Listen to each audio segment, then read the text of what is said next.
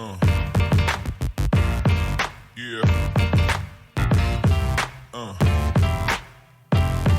Hello everyone. So आज 17th of अगस्त है और कल का दिन जो 16th ऑफ अगस्त था वो काफ़ी शॉकिंग था इंडियन फुटबॉल के लिए और इंडियन फुटबॉल प्लेयर्स के लिए। ऐसा क्यों था? क्योंकि एएफएफ को फीफा ने कल बैन कर दिया इंटरनेशनल मैचेस खेलने के लिए। तो आगे मैं अब आपको वीडियो में ये बताता हूँ कि ऐसा हुआ क्या है। तो सबसे पहला नाम आता है मिस्टर प्रफुल्ल पटेल, जो कि एएफएफ के प्रेसिडेंट थे, मतलब इंडियन फुटबॉल के प्रेसिडेंट थे। उनकी प्रेसिडेंटशिप खत्म होने के बाद भी वो एएफएफ के साथ वर्क कर रहे थे एज ए प्रेसिडेंट इलीगली। तो किसी एएफएफ के मेंबर ने सुप्रीम कोर्ट तक ये बात पहुंचा दी, जिसके करके सुप्रीम कोर्ट को एक्शन लेना पड़ा और उन्होंने एक एडमिनिस्ट्रेटिव कमेटी बनाई जिसमें उन्होंने कुछ रूल्स एंड रेगुलेशन सेट किए हैं इलेक्शन को कंडक्ट कराने के लिए। तो फीफा के भी कुछ रूल्स एंड रेगुलेशंस हैं, जैसे कोई भी थर्ड पार्टी इन्वॉल्व नहीं हो सकती फुटबॉल एसोसिएशन में, जैसे गवर्नमेंट बॉडी होगी या फिर कोई पॉलिटिकल स्पोर्ट। बट इंडिया में ये चीज़ वायलेट हुई है, जिसके करके फीफा ने इंडिया को बैन किया फुटबॉल से। अब फीफा और एएफसी है क्या? फीफा है जो वर्ल्ड की फुटबॉल गवर्निंग बॉडी है और जो एएफसी है वो एशिया की फुटबॉल गवर्निंग बॉडी है।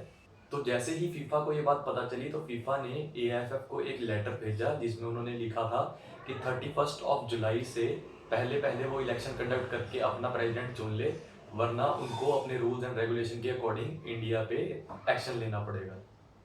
तो एएफएफ ने 31 ऑफ जुलाई तक और उसके बाद भी कोई इलेक्शन नहीं कंडक्ट कराया, जिसके करके फीफा को इंडिया आना पड़ा और एएफसी के साथ जॉइंट मीटिंग बिठाई, जिसमें फीफा के ब्यूरो काउंसिल ने इंडिया को फ्रेंडली मैचेस या फिर इंटरनेशनल मैचेस से बैन कर दिया।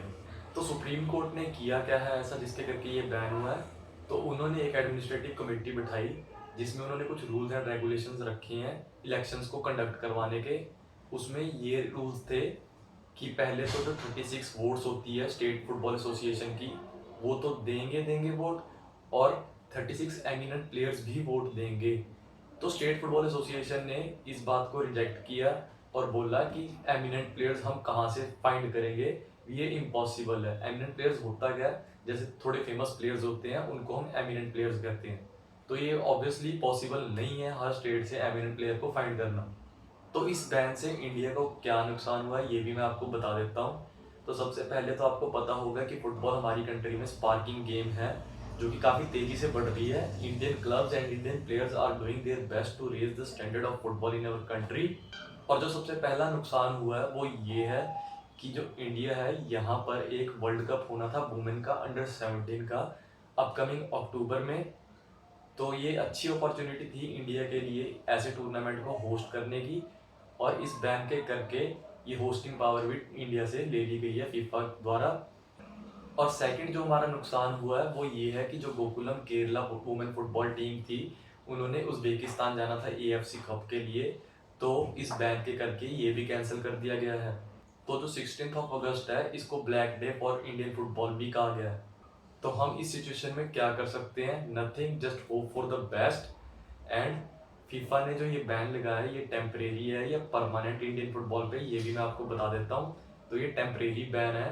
फीफा ने एएफएफ को बोला है कि अगर आप इलेक्शन कंडक्ट करवा के अपना प्रेसिडेंट चुन लेते हो तो ये बैन लिफ्ट ऑफ हो जाएगा। तो ये था सारा मैटर। अब इसमें आपका ओपिनियन क्या है, मतलब आपकी सजेशन क्या है, ये नीचे मुझे कमेंट बॉक्स में बताना।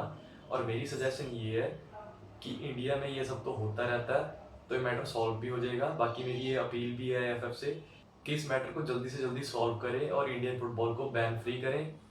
और आप अपनी ट्रेनिंग करते रहो, मैं इस चैनल में ट्रेनिंग रिलेटेड वीडियोस डालता रहता हूँ, वो भी देख लेना। और वीडियो अच्छी लगे तो लाइक एंड शेयर जरूर करना। Thank you all, thank you for watching this video.